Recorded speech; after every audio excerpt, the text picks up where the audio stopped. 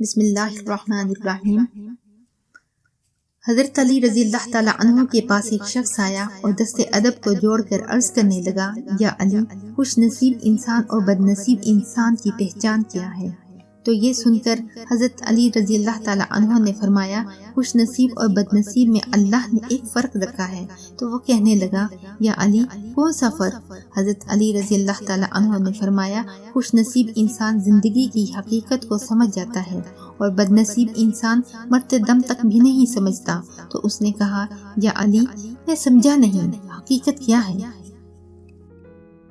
تو حضرت علی رضی اللہ تعالیٰ عنہ نے فرمایا، خوش نصیب انسان یہ سمجھ جاتا ہے کہ اگر کوئی زندگی کو بدل سکتا ہے تو وہ ہے دعا۔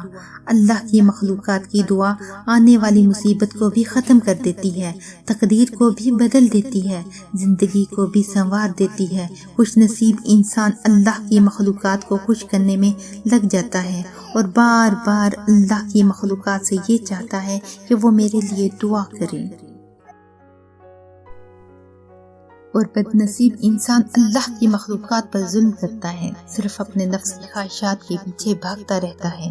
اس کو یہ علم ہی نہیں ہوتا کہ جتنا وہ نفس کی خواہشات کے پیچھے بھاگے گا اتنا ہی وہ زندگی میں صرف بھاگتا ہی رہے گا۔